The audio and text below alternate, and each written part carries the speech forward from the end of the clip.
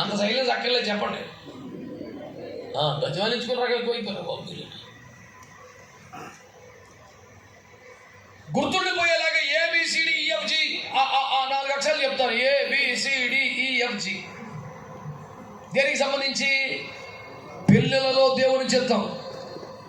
అబ్బాయికి సంబంధం చూడాలని సంకల్పించిన అబ్బాయి తల్లిదండ్రులు చూసే మొదటి విషయం అమ్మాయి ఏజ్ చూస్తారు. ఏజ్ అంటే వయస్సు.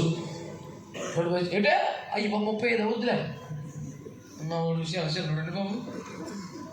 ఏజ్ సెట్ అవ్వాలి ఫస్ట్, పర్లేదు.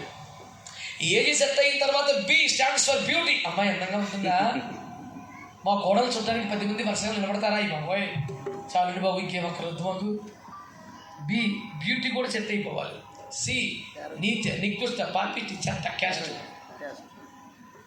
ఆ C క్యాస్ట్ కూడా ఇలా చేసుకుని ఎవరు అనలేనా? అయ్య బాబా C కూడా సెట్ అయిపోతే అత్యంత దుర్మార్గ, కిరాతక, పాపిష్టి, దౌరి, ఆదరిద్రం కూడా సెట్ అయిపోవాలి. అప్పుడు ఆ కట్నం కూడా అయిపోయాక ఈ ఎడ్యుకేషన్ అమ్మాయి చదువుకుందంటారా? బోర్డు చూస్తుందా? బస్సు పలాసని గుర్తుపడుతుందా? ఓకే పోన్లే. ఈ కూడా అయిపోయిన తర్వాత F ఫ్యామిలీ. ఫ్యామిలీ బ్యాలెంట్ ఏంటి? 7 కూడా ఆడపిల్లలా? ఈ పిల్ల పెద్దదా? వద్దులే బాబు, మా ఓడి ఇళ్ళందరికీ, కుటుంబాలకి, పూర్వులకి, వీటికి తిరిగి ఇప్పుడు తగ్గిపోతాం. మాకొద్దురా నాయన.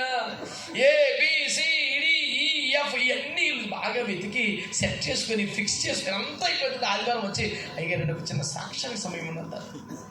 ఏంటో సాక్ష్యం అంటే మరి బాబు పెళ్లి చేద్దాం అనుకున్నాడు. దేవుని చిత్రం అండి, మాదేం లేదు, దేవుని చిత్రం అండి.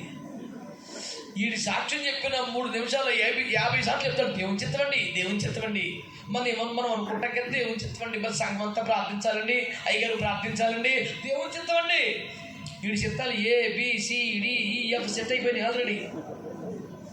ఇవన్నీ ఫిక్స్ చేసుకుని ఇవన్నీ గోప్యంగా వచ్చి అమాయకంగా వచ్చి ఏమి తెలియనట్టుగా మరి దేవుని చిత్తం అయితేనండి బాబు పెళ్లి చేద్దాం అనుకున్నామండి, దేవుని చిత్తం అండి. ఇంత అందంగా తగలబడ్డే వ్యవహారాలు క్రైస్తవ్యంలో. గుండె మీద చేపెట్టుకొని ధైర్యంగా చెప్పు. నువ్వు బాప్తిస్మం పొందినప్పుడు పాపాన్ని పాతిపెట్టావు, శాపాన్ని పాతిపెట్టావు, పాతయుతం పాతిపెట్టావు. అలాగే సకల విధములైన వర్ణ వర్గ విభేదములు పాతిపెట్టావా? అవన్నీ పట్టుకొని బయటకు వచ్చావా?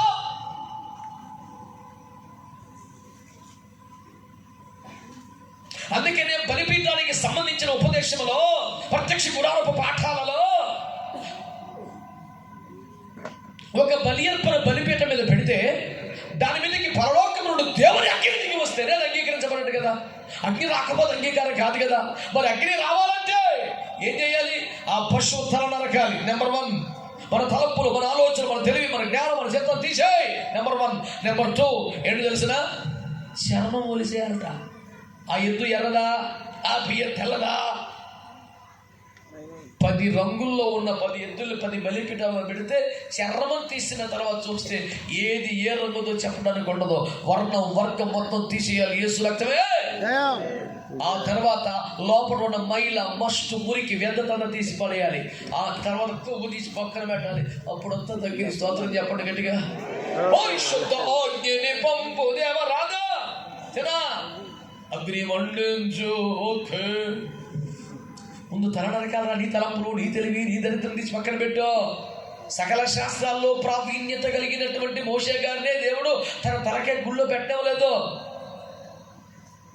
తుమ్మకర్రా